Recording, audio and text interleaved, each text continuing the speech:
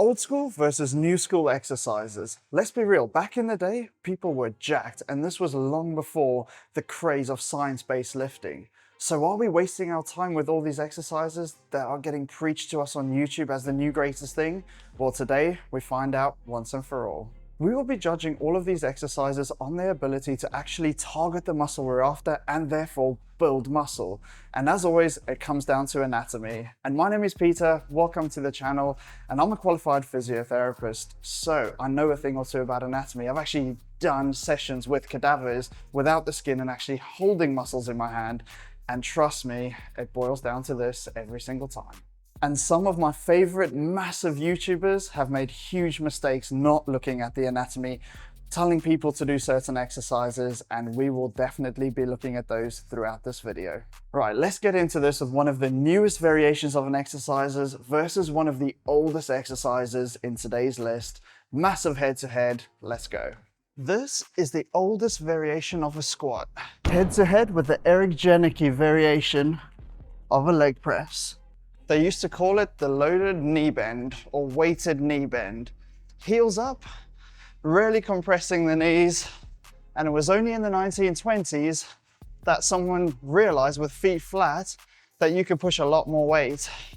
So for this one, you're not going to be breaking your PB, but that doesn't mean it's a rubbish exercise. If we watch in this position, by taking the ankles out, okay, there's a lot of wobbling and instability, but actually you can see my knees are fully compressed, like my hamstrings are pushing up against my calves, which means there's a ton of load going through my quads at this point. And trust me, I had to warm up like crazy for this one, because this left knee is not happy. But the other thing we notice in this position, look how far my knees are away from my chest. So I don't have much in the way of hip flexion, which means there's not going to be much load on that posterior chain. Squatting down like this is quite difficult, and this leads us into one of the most limiting factors with this exercise, and that is it's like standing on pillows. With your ankles being that high off the ground, there's a lot of wobble that can happen through there. So imagine it like you're trying to stand on a pillow and squat. It's hard work, versus if you plant it on the floor, it's a lot easier. Luckily there's music in here, otherwise you'd hear my knees creaking. But really quad dominant, really deep knee compression and not much load on the hips. Now, if we compare these two directly anatomically, here we're getting a lot more hip flexion. So like Eric, my biceps are so massive, they get in the way of my knees. As you can see, I'm joking, definitely not. But he runs into that problem. So the way you get around that, if you are massive, is just pull your shoulder blades back. But here you can see there's knee bend, it's pretty good knee bend, it's deep, and I'm shaking like crazy. But there's loads of hip flexion and a decent amount of knee bend. So what this means is this is a better all-round leg exercise, and that pausing in the deep bend is actually quite good because that is pausing where there is some pressure on the knees. So you will get a decent amount of quad activation. Two exercises that are both absolute S tier in my opinion, but which one is better? Now, I will say, in the modern world, which one should you do? It's probably this one. Why? Because not many people's knees can handle that deep squat with that much instability. Now, you could just wedge your squat and go for a really deep knee bend. That might work, but that translation of knee forward over toes, rather than this with a deep hip flexion, does put a ton of pressure through the front of your knee. So any biomechanical deficits in the way in which your legs function will come out with some symptoms at the front of the knee. Now, if you don't get those symptoms, I would say do both. Use that for your quad isolation movement. So that can replace things like sissy squat, reverse Nordic curls if you're doing some body weight stuff. I would still do quad extensions, but it is really quad dominant, where this is a more global upper leg builder. So new wins. Next head-to-head is going to be the cable lateral raise with a cable up like Jeff Nippert has been preaching, versus an old school favorite, the dumbbell lateral raise, which I hope all of you are actually still doing. It is that goated. So if we take this movement, we start off across the body, so we're getting a stretch on the rear delts. And then we're going up, and up there's almost no tension whatsoever because the movement's at less than 90 degrees to the cable. There, the movement's at 90 degrees to the cable, so the most tension in the stretch position. So this is great, right? Well, no, absolutely wrong. So when we're in this position, there's a muscle under a lot more tension than the deltoid, and that is your supraspinatus. You've got a muscle in the spine of scapula, above the spine of scapula, hence its name, supraspinatus. And that is under a lot more tension. It's thought to think that, especially within the first 20 degrees, so from about there to there, is mainly done by that muscle. It is not done by the lateral delt. If we look at the fiber angles of the lateral delt, they rarely kick in from around 20 degrees and upwards, and even all the way up. And if we go all the way up there, there's no tension on the cable whatsoever. So when we're doing our stretch partial range, which yes, is from there to 90 degrees, anything above you in the shortened position, right? We are targeting in the hardest position of this lift. We are hitting a tiny little muscle called the supraspinatus, one of our rotator cuff muscles. And that is why we cannot load this one up here, not without swinging and cheating it. So you have to use lightweight. Why? Because the strong muscle is not working. Now, if we compare the two movements here, at the bottom in the first 20 degrees, there's almost no weight whatsoever. But as we get up, especially to 90 degrees, that's where it becomes the heaviest. So right up there at 90 degrees, at the end of our stretch partial range, this is super, super heavy. Why? Because gravity pulls the weight downwards towards the floor. So when the cuff is needed and doing most of the work, there's no tension there. But when we're out there, where the deltoid has to kick in, there is a ton of tension. And I've probably picked a too heavy weight, but tension also stays up. There is some tension right at the top, not much because of gravity again, but there is something there. So full range is also a good idea for these. If we look back at some of the best bodybuilders, yes, he was on steroids, but Ronnie Coleman, there's so many videos of him or Jay doing these, seated, just slamming them out as heavy as possible, shouting lightweight at the top of his voice. Why? Because they work. I bet you didn't see him standing next to a cable with a cable set at 90 degrees doing that. It's one of those old school ones that clearly wins every time. And it's not that the other one's a bad exercise. You can do cable lateral raises. Just put the cable down at the bottom so there's no tension here. Now I know it's going to sound like I'm hating on Jeff Nippon in this video. I'm not. He's one of my favorite YouTubers. His information is outstanding. He just got caught up in the stretch revolution. Next up, the rear delt twisted Jeff Nippon exercise. Head to head versus the tried and tested rear delt bent over fly. Now, sadly, the exact same thing can be said for this. So we go right into a deep stretch right across our body, and then we take the arm out. And at this end, there's almost no tension. There's some tension in mid-range, but then absolutely insane amounts of tension there. The problem is the tension's on the wrong muscle.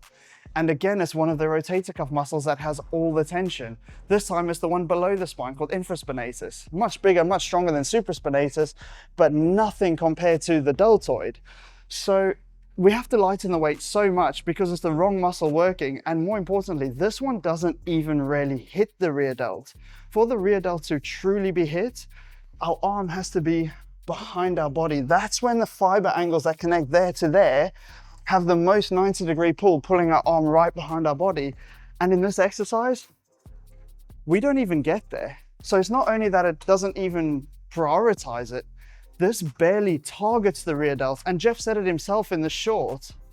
I lost muscle in my rear delts. His rear delts have actually shrunk by doing all the stretch partial nonsense. And this is an excessive stretch, so much so that it's actually hitting the wrong muscle. And these are the exercises I see the most done in the gym. In this gym that I'm sitting in, so many people do this on this exact machine. So many people put the cables up halfway, and these are young people trusting the information that they get from these massive fitness influencers. And it's not that Jeff's, most of it, I would say 99% of Jeff's stuff is bang on. He's outstanding. He looks into the research properly. He's just missed a small trick when it comes to shoulders, forgetting that there are other muscles that move the shoulder other than the deltoid.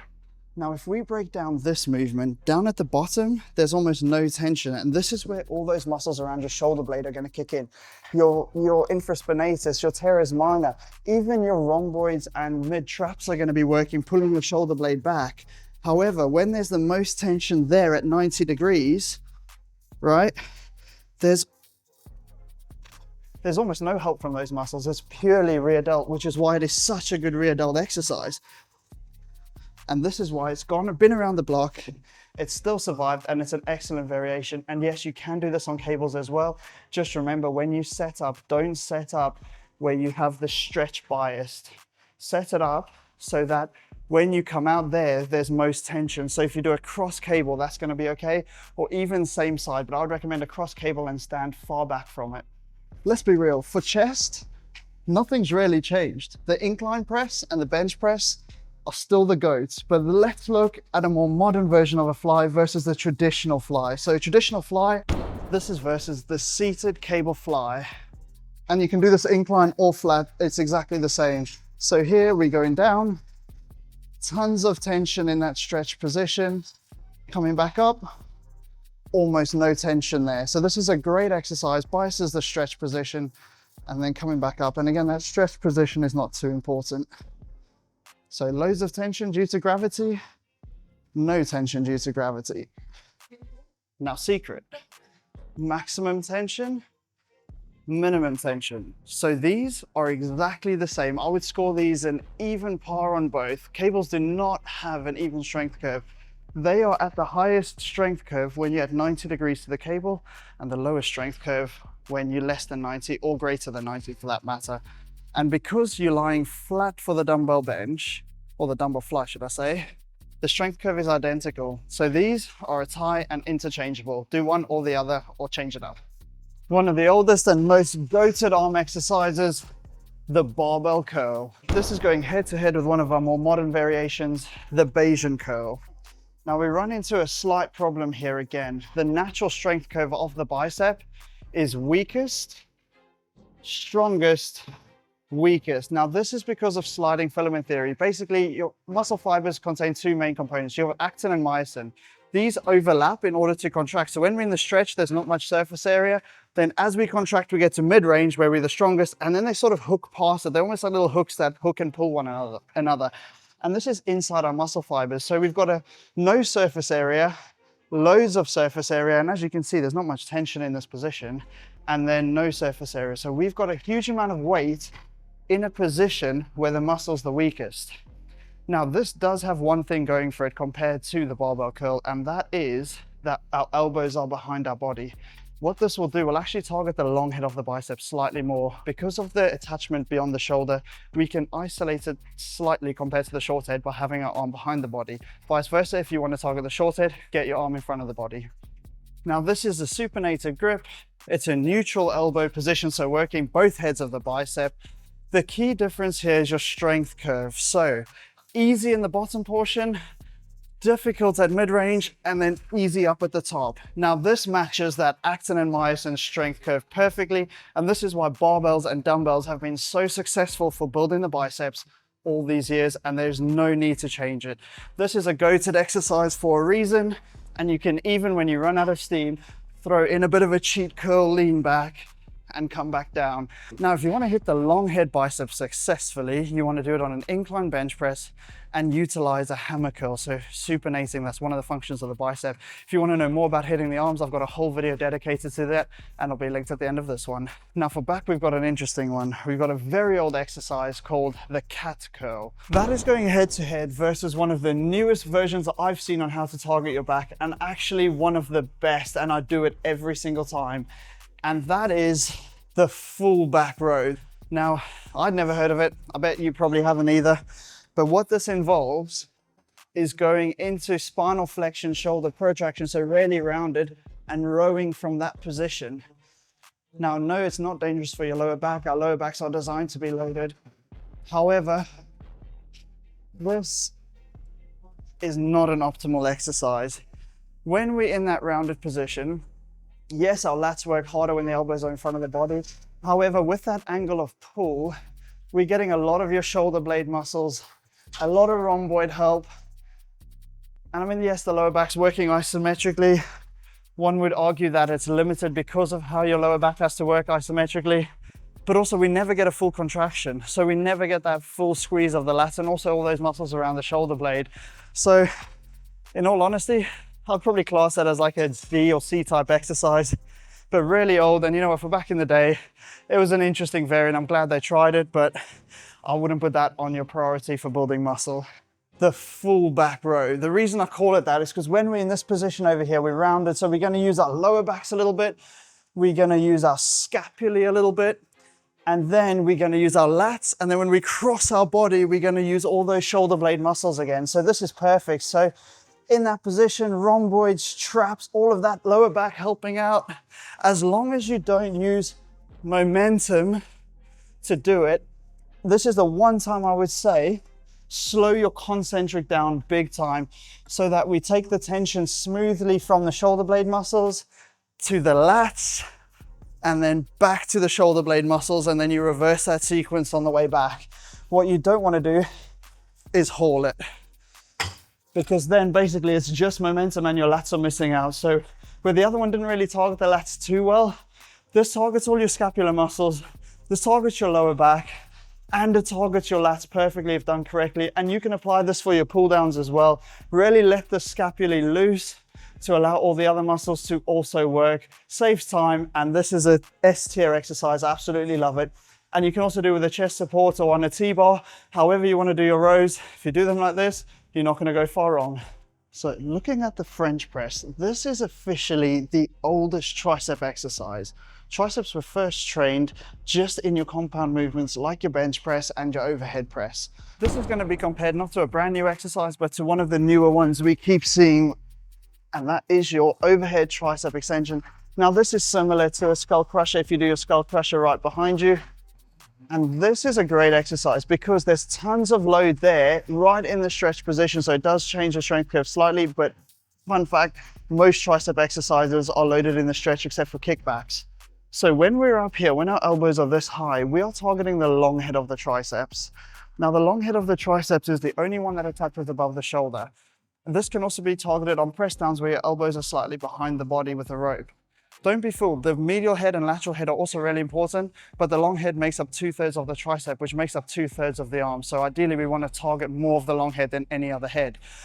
Now, compared to the French press, but if we look at our French press again, tension in the stretch position again.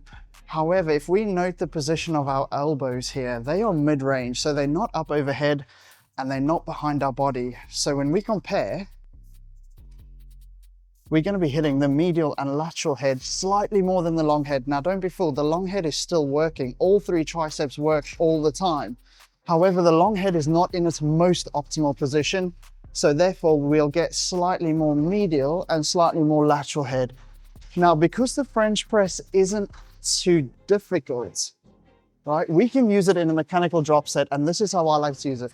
So I like to do my overhead work with my skull crushers, excuse the bench in the way, right? And then when I run out of steam, I can't do another rep, then I drop down and do the French press. And then when I can't do another rep, I do some close grip bench press.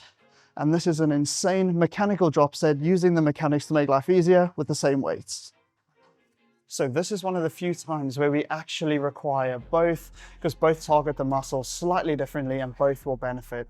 But if I have to give it to one, it's the more modern overhead, because we're targeting that long head, and because the long head makes up such a large percentage of the arm, it is a winner in this case. And next we've got intensity techniques. And for this, we're going to compare titans of each era. We've got Dr. Mike. Now, I don't know if he came up with it, but he's the first place I saw it, and I couldn't find a source of an older version. And that is a Myo match set.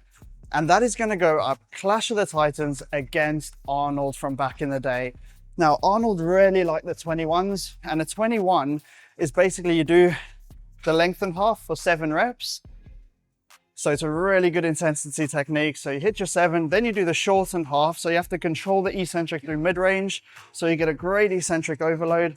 And then when you reach 7 there, you do 7 full reps. And by this time, your muscles are so pre-fatigued that the last 7 reps should be really, really difficult. Obviously not for demonstration purposes. Then we've got Dr. Mike, who says, right, pick a weight that you're going to fail between 10 and 20. So like this. So let's say that's 14, 15, and I fail. I can't get another one. Then you rest, and then you pick it up again. And when you go again, you go until you can't get another one. Now, if you really push to failure, so let's say, oh, that's number 12. So right, I've got 3 more reps to do. Wait 5 seconds. Oh, 1, 2. Oh, I can't get a third. Wait 3 to 5 seconds and then do your last rep with impeccable control and form. So what that means is you pick your number, you do your set, you hit failure between 10 and 20 reps, and then for your next 3 sets, you have to hit that number with as many sets as possible or rest pauses as possible. This intensity technique is insane, and if you do this for every single exercise, you will probably fry your central nervous system. Like, it is borderline psychotic to do this. I've done it for every exercise in a whole workout, and oh my goodness. Oh, let's rephrase that, the last set of every exercise in a whole workout, and I was absolutely fried. It is insane. I loved it, but wow, it's hard. The 21s are so much more enjoyable, but for effectiveness, I have to say the Maya match is better because we're going to failure and we know how important that is. Enjoyable 21s, and let's be real, Arnold's the GOAT for the reason. So this one, take your pick. Both of them push you past failure. Whichever you feel like doing on the day, do that one, but mix it up a bit. All right, guys, I hope you learned something from that video and enjoyed it. If you did, remember to smash that thumbs up button, and hopefully one of these days I can earn that subscription from you. Now I'm just gonna keep repping our biceps, so hopefully one day when I do Eric Janicki's leg press, my arms get in the way of my hips because I'm that alpha. Until then, guys, we'll catch you in the next one.